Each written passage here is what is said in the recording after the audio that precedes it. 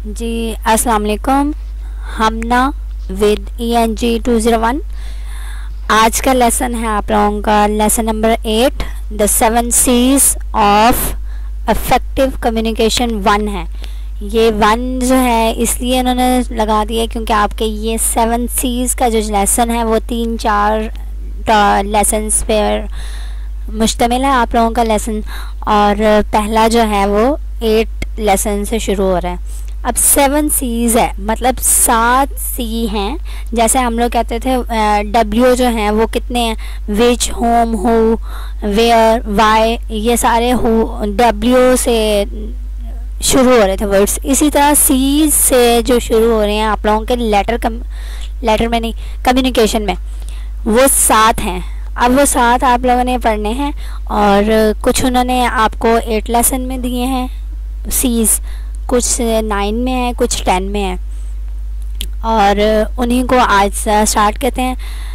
पहला जो है आप लोगों की लाइन वो MCQs के लिए, क्विज के लिए है। टू कंपोज अ रिटन और ऑरल मैसेज। अगर तो आप लोग अपना रिटन या ऑरल मैसेज कंपोज करवाना चाहते हो तो उसके लिए क्या करना है, you must apply certain communication principles.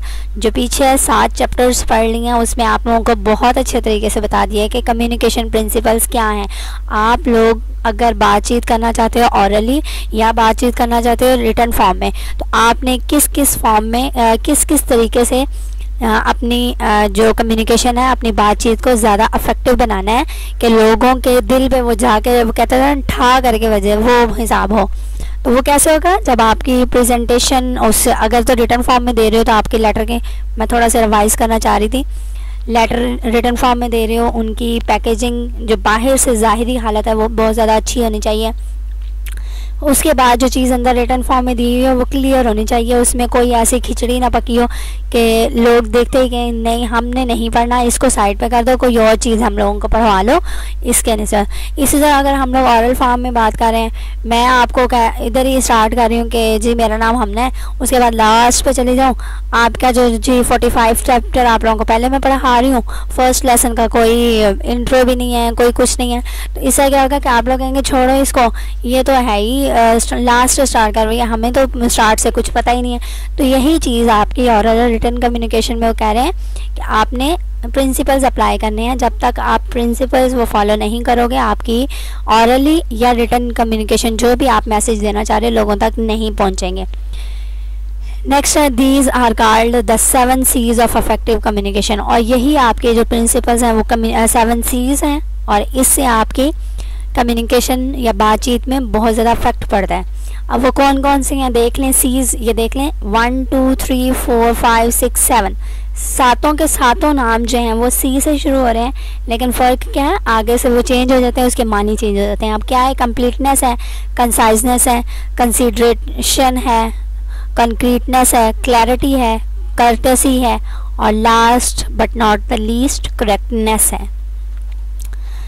अच्छा जी, आपका क्विज आ गया फिर। The 7 C's apply to both written and oral communication. आपका क्विज है, बहुत ज़्यादा इंपॉर्टेंट है कि आपकी जो C है 7 C's हम लोग बात कर रहे हैं, ये सातों के सातों C जो हैं वो रिटन कम्युनिकेशन पे भी अप्लाई करते हैं, आप लोग कर सकते हैं और करेंगे भी, और ऑरल कम्युनिकेशन में भी है।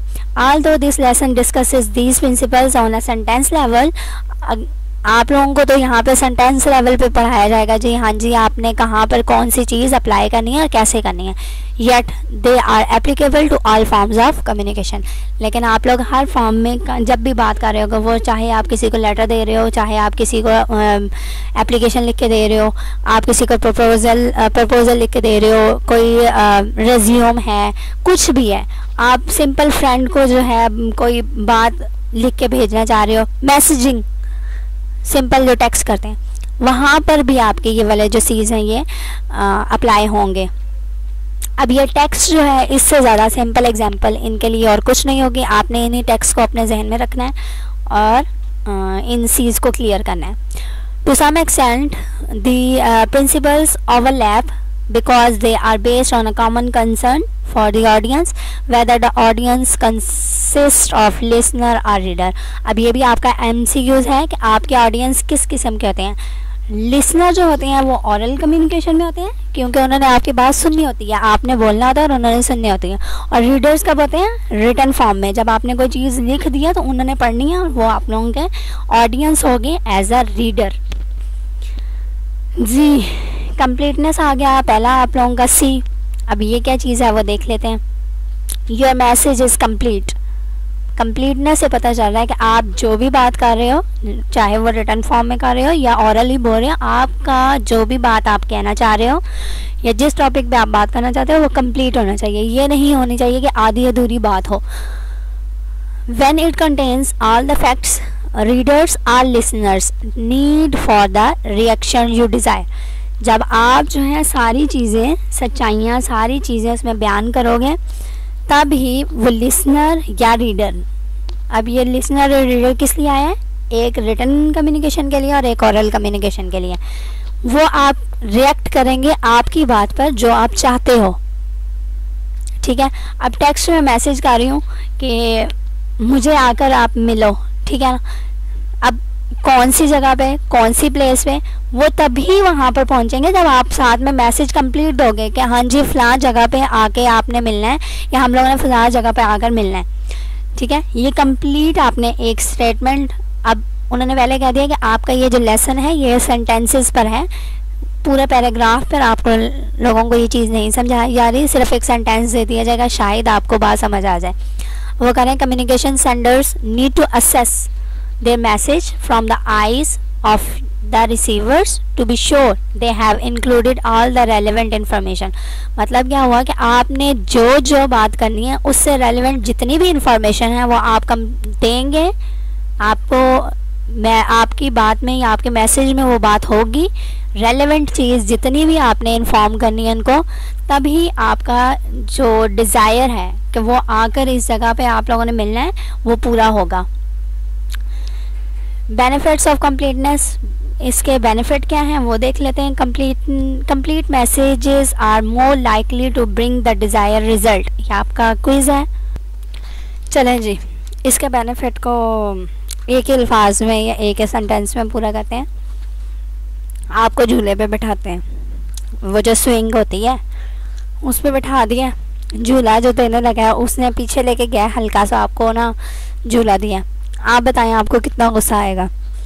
तो वही चीज़ यहाँ पे है कि आपने हल्का सा झूला नहीं देना, अपनी बात कंप्लीट करनी है और अच्छे तरीके से कंप्लीट करनी है, तब दूसरे बंदे को गुस्सा नहीं आएगा। यही बात वो लिखी हुई है, वो देख लें। Communication that seems inconsequential can become very important if information it contains is complete and effective. अगर तो वो कंप्लीट भी है आपकी इंफॉर्मेशन और अफेक्टिव भी है, जो बात कर रहे हो वो बहुत ज़्यादा अफेक्ट करेगी लोगों पर, आपको पता है, तो आपको उस कम्युनिकेशन पर बात भी करनी चाहिए और उसको बहुत अच्छे तरीके से कंप्लीट भी करना चाहिए।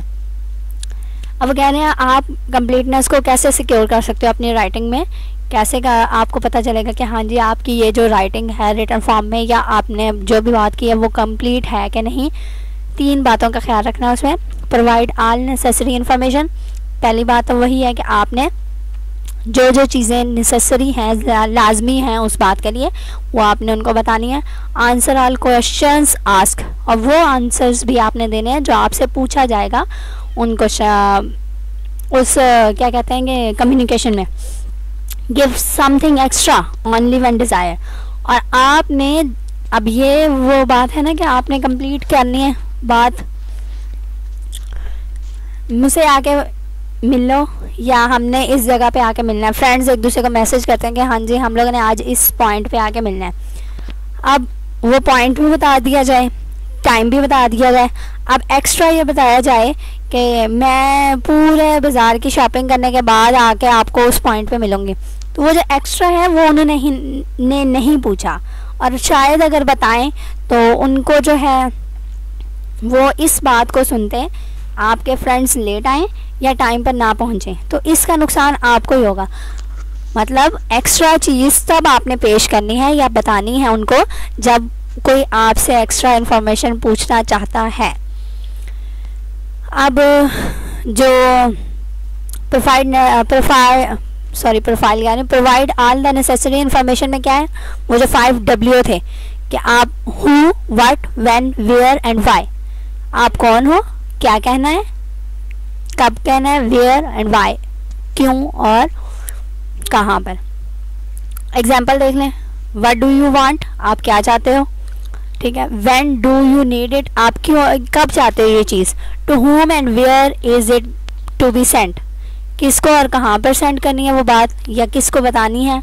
And how would the payment be made, सबसे अच्छी बात जो है कि आपको अब ये पेमेंट जो है, अगर तो आप कहीं पे जॉब कर रहे हो तब तो आपको पेमेंट का पूछा जाएगा या पूछना है, लेकिन अगर आप कोई कम्युनिकेशन कर रहे हो, बात कर रहे हो, तो वहाँ पे आपने अपना रिजल्ट पूछना है कि उस बात का रिजल्ट क्या होगा, उसको आप उस बात को करने का आपको कितना फ़ायदा है। नेक्स्ट है answer all the questions ask.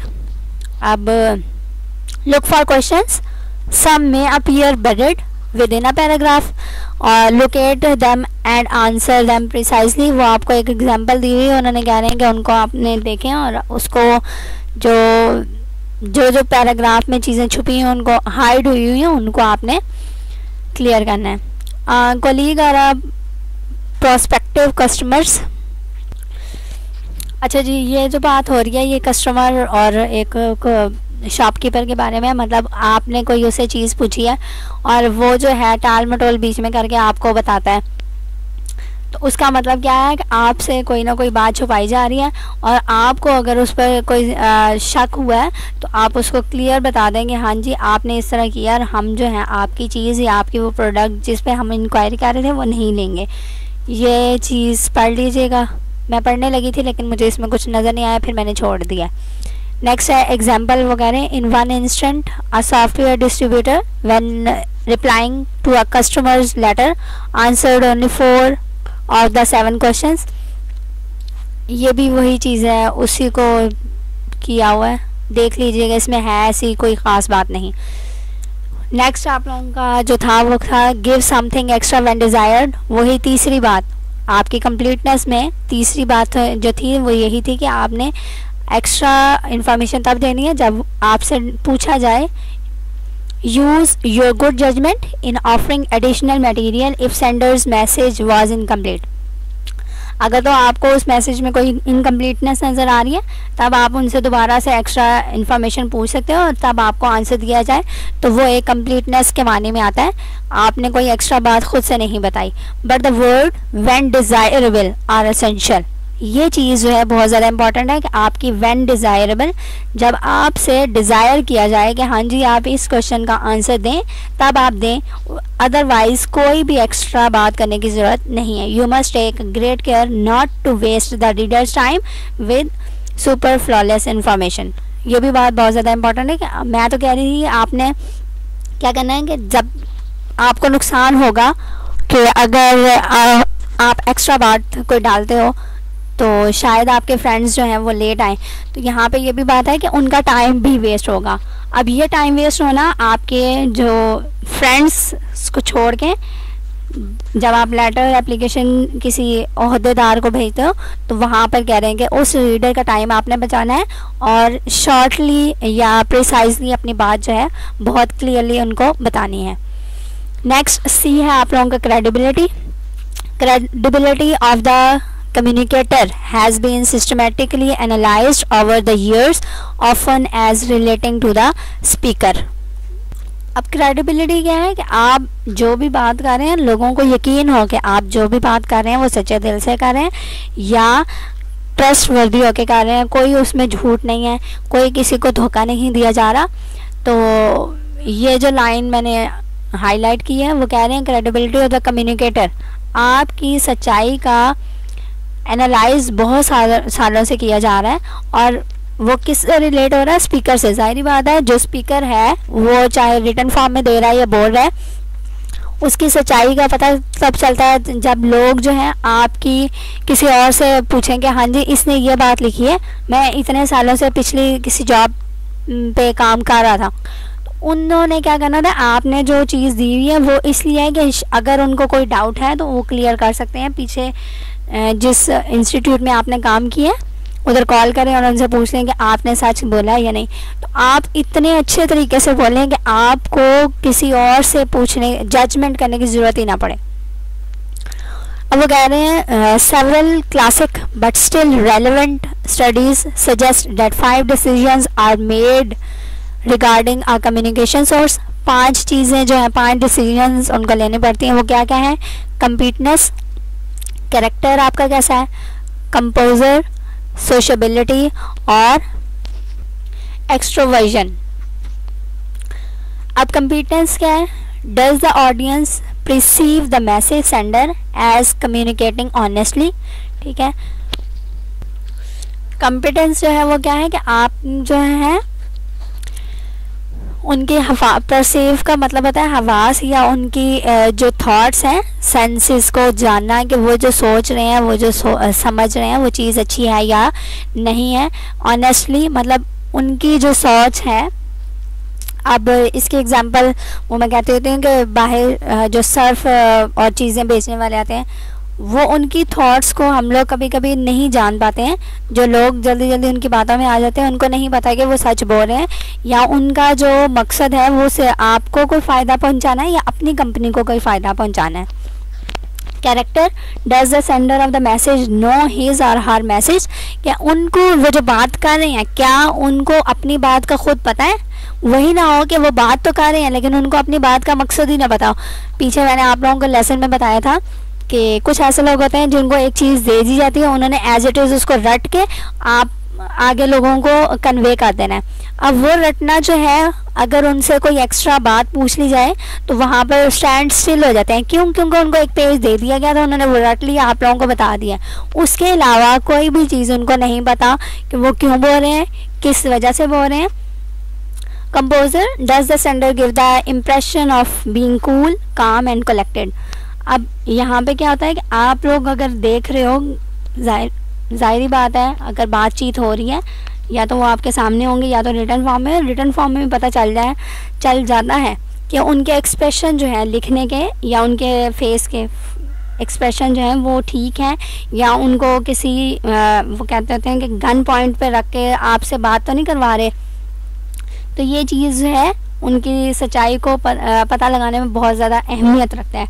सोशबिलिटी, across as a likeable individual. और आपने ये भी देखना है कि आप क्या आया उस इंसान को जानते हो या नहीं जानते हो। अगर तो जानते हैं चलो फिर उस पर ट्रस्ट करना कुछ ना कुछ बनता है, लेकिन अगर आप नहीं जानते तो एक बड़े ओहदे पे भी अगर प्रिंसिपल वगैरह या किसी ने जॉब पे रखना हो, अगर तो जानते हैं तो वो जल्दी से कह देते हैं हाँ जी सिफारिश जो वर्ड यूज़ होता है, सिफारिश लगी है, इसको जल्दी से जो है जॉब पे रख दो। और अगर नहीं जानते पहले वो सारा पीछे से आपके बैकग्राउंड को चेक करेंगे, आपने जहाँ पे जॉब की है जिस इंस्टीट्यूट में, उधर कॉल करेंगे कि हाँ जी फ़लाँ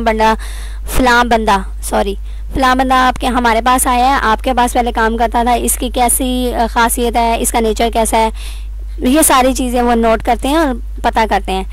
एक्सट्रोवर्जन क्या है? Does the source exhibit outgoing tendencies rather than timidity है, सॉरी। ये थी कुछ चीज़ें क्रेडिबिलिटी की। उन्होंने आगे आप लोगों को एग्जांपल दे दी है। एग्जांपल इनकम्प्लीट क्वेश्चन में ये चीज़ एग्जांपल है, अच्छा पढ़ लेते हैं। Please fax me the in return departures from Lahore to Karachi on 8th May. In reply to the above facts, you would have to give something extra. अब extra क्या देना था? As to times of days, airline flying that route, cost and departures and arrivals time. अब उन्होंने बात क्या की है कि हमें एक फैक्स भेजना है या डिपार्चर लाहौर से कराची 8 मई को। अब ये भी उन्होंने नहीं बताया कि टाइम क्या है, ठीक है, और एयरलाइन की रूटीन क्या है, वो किस टाइम पे आते हैं, किस टाइम पे। अब 8 मई को आप लोग जो है सुबह 8 बजे जाके वहाँ पे पहुँच जाएं और आपको पता चले जी लाहौर से कराची जो एयरलाइन या हवाई जहाज़ जाता है वो शाम को 7 बजे जाता है। तो वो जो इतना टाइम आपका एक्स्ट्रा लगेगा वहाँ पे वो सही नहीं है। तो ये सारी चीज़ें एक्स्ट्रा उन्होंने देनी थी आप लोगों को। इनका क्वेश्चन जो था वो इनकम्प्लीट था। अब वो कह रहे हैं इनकम्प्लीट क्वेश्चन दोबारा से उन्होंने एक एग्जांपल दे दिया। How come my request for an interview letter did not receive a response. ठीक है, अब इसमें जो है फैक्स 2 में would require a return letter और fax seeking answers to the above question. अब उन्होंने ये तो बता दिया था कि इंटरव्यू लेटर जो है did not receive a response. अब वो कब, when was the letter send, उन्होंने वो लेटर सेंड कब किया था, किस लेटर की बात हो रही है, हु सेंट इट, किया किसने था। अब ये भी नहीं उनको बता के एक लेटर, एक दिन में बहुत सारे लेटर आते हैं, आपने अपना नाम भी बताना था, आपने कब सेंड किया था, कौन से टाइम पे किया था, और to whom was it sent, और किसको सेंड किया गया था। शायद कुछ ऐसा हो कि उस टाइम जिसको आपने लेटर सेंड किया वो ना आया हो और उन्होंने अपने पास रख लिया हो, और आप जिससे गिरा कर रहे हो उसके पास तक पहुंचा ही ना हो वो लेटर। आपने साथ साथ ये भी बताना था कि किसने लिखा, किसको भेजा आपने और कब भेजा। लास्ट आप लोगों का ये टॉपिक कंसाइजनेस है। कंसाइज का मतलब क्या होता है कि आपने थोड़े से वर्ड्स यूज़ करके अपनी सारी बात कह देनी है, और वो भी क्लियरली, कंप्लीट। अब देख लेते हैं इन्होंने क्या लिखा हुआ है और आपको क्या चीज़ दी हुई है इन्होंने। Conciseness is saying what you want to say in a fewest possible words without sacrificing the other चीज क्वालिटी। आपने जो बात कहनी है वो कम से कम अल्फाज आप लोगों ने यूज़ करने हैं, और सेक्रीफाइसिंग, विदाउट सेक्रीफाइसिंग बाकी सारे चीज़ को भी अपने माइंड में रखना है और उनको भी पूरा करना है, और साथ ही साथ फ्यू वर्ड्स में अपनी बात कंप्लीट करनी है। अब ये आपके अपने लेक्चर्स देख लें, पीछे लेक्चर्स भी बहुत ज़्यादा गुजरे हैं जिसके मैंने पार्ट 2 बनाए हैं। क्यों? क्योंकि उसके ऑलरेडी उन्होंने 8-9 पेजेस दिए हुए थे। ठीक है, अब वो 8-9 पेजेस आपके एक लेक्चर में कवर करना मतलब 40 से 45 मिनट टाइम। अब उस टाइम को कम करने के लिए मैंने 2 पार्ट बना दिए हैं। तो वही बात है कि अगर उन्होंने आपको लेटर वो आपका चैप्टर जो है छोटा दिया था तो मेरा भी टाइम कम लगता, आप लोगों का भी टाइम कम लगता। तो मतलब क्या है, आपने अपनी सारी बात कम से कम वर्ड्स यूज़ करते हुए करने हैं, लेकिन बाकी सारे चीज़ को भी जहन में रखने हैं। वो जो कंप्लीटनेस ऊपर आप लोगों ने पढ़ा अभी, और नेक्स्ट कौन सा था आपका, दोबारा से चलते हैं, क्रेडिबिलिटी। और आगे भी जो पढ़ेंगे उन सारे चीज़ को भी आपने अपने एक मैसेज में पूरा करना होता है। A concise message save time and expense for both the sender and the receiver। अब ये आपका क्विज़ है कि आपका टाइम भी हो जाता है, कंसीव्ड जो मैसेज होता है कंसाइज मैसेज होता है, और expense for both sender and receiver. It increases emphasize in the message, और ये क्या करता है, आपको बहुत ज़्यादा एम्फेसाइज करता है आपके मैसेज के ऊपर कि हाँ जी इसने जो है अपनी बात कम अल्फाज में यूज़ करते हुए बहुत सारा अच्छा मैसेज जो है वो दिया है। नेक्स्ट है to achieve conciseness observe the following suggestion. जैसे हम लोगों ने पीछे कंप्लीटनेस का पढ़ा था कि हम लोग कंप्लीटनेस कैसे पता चलेगा कि हमारी जो लेटर है या जो भी बात है वो कंप्लीट है कि नहीं है, और क्रेडिबिलिटी है कि नहीं, इसी तरह कंसाइजनेस है कि नहीं आपकी बात में। वो है 3 चीज़ों में मुश्तमिल। एलिमिनेट वर्डी एक्सप्रेशन, पहली बात कि आपने बहुत ज़्यादा लंबे और चौड़े अपने एक्सप्रेशंस नहीं देने, अपनी बात नहीं करनी, कम वर्ड यूज़ करने हैं, और टाइम लोगों का भी बचाना है और अपना भी बचाना है। इंक्लूड ओनली रेलिवेंट मटेरियल, और सब ज़ाहिर बात है जब आप कम से कम वर्ड यूज़ करोगे तो आपकी कोशिश होगी कि जो बात आप कर रहे हो उसी से रेलिवेंट मटेरियल आप बात करो, और इररेलेवेंट बात वो क्या कहते हैं, वर्डी एक्सप्रेशन होता ही तब है जब आपका इररेलेवेंट मटेरियल आता है। और अवॉइड अननेसेसरी रेपिटेशन, ये बहुत ज़्यादा इंपॉर्टेंट है। अननेसेसरी रेपिटेशन का मतलब क्या है, अब मैं कहती हूँ कि जी अहमद आज स्कूल गया, अहमद को टीचर ने आज टेस्ट दिया, अहमद को आज टेस्ट आता था, अहमद ने टेस्ट बहुत अच्छे से दिया, अहमद की टीचर बहुत अच्छी है, अहमद की टीचर ने टेस्ट चेक किया, उसके अहमद के पूरे नंबर आए। अब ये जब बार बार अहमद का वर्ड यूज़ किया है आप लोग भी सुन के तंग आ गए होंगे। अब इस अहमद की जगह हम लोग जो वर्ड यूज़ करते हैं वो अहमद आज स्कूल गया, उसको टेस्ट आता था, उसने बहुत अच्छा टेस्ट दिया। अब ये जो उस है ये हमें रिवाइंड करवा रहा है कि हम बात जो कर रहे हैं वो अहमद की कर रहे हैं, बार बार अहमद का नाम नहीं लेना। यही चीज़ आपको थर्ड पॉइंट में दिया हुआ है, शायद अब समझ आ गई हो। एक दफ़ा जल्दी जल्दी ये देख लें। एलिमिनेट वर्डी एक्सप्रेशन क्या है? Use single words substitute instead of phrases when ever possible without changing meaning. आपने सिंगल वर्ड यूज़ करने हैं, बहुत ज़्यादा लंबी चौड़ी फ्रेज यूज़ नहीं करनी, और विदाउट चेंजिंग मीनिंग। अब ये उन्होंने कुछ आपको एग्जांपल दी हुई है। वर्डी क्या है? At this time. अब एट दिस टाइम की जगह आप नाउ भी यूज़ करते थे, due to the fact that. अब इसकी जगह आप लोग एक वर्ड जो है बिकॉज यूज़ कर सकते थे। अब इतना लंबा चौड़ा 5 लफ्ज़ को मिला के आपने एक बात करनी है तो उसी को बिकॉज कह लें। हैव नीड फॉर तो सिर्फ नीड कह लें। इन ड्यू कोर्स और सून, ये आपका कंसाइज वर्ड है। Omit, trite and unnecessary expressions है। वर्डी उन्होंने एक एग्जांपल दे दिया आपको, please be advised that your admission statement has been received. अब कंसाइज में क्या है? Your admission statement has been received. Simple आप लोग ये भी लिख सकते हैं, replace wordy conversational statements with concise one.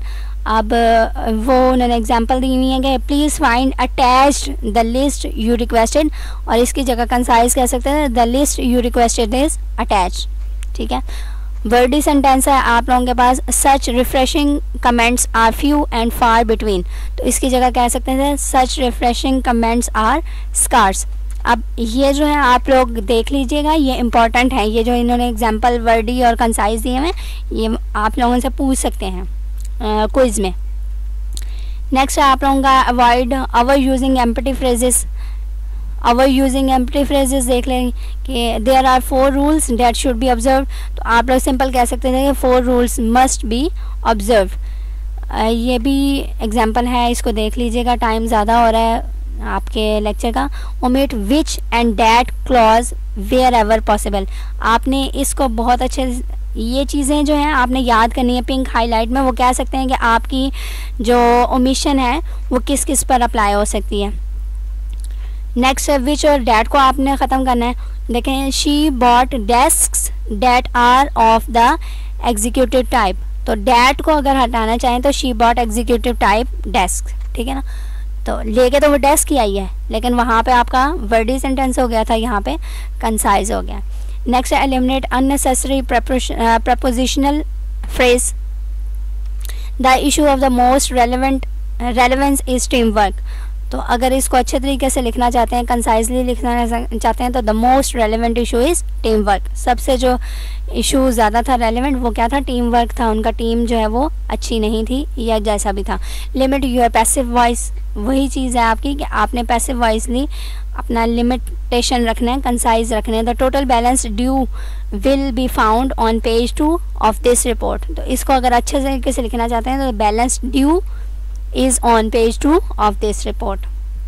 Next आपका पार्ट था B, include only relevant material. आपने रेलेवेंट चीज़ें जो हैं वो देनी है।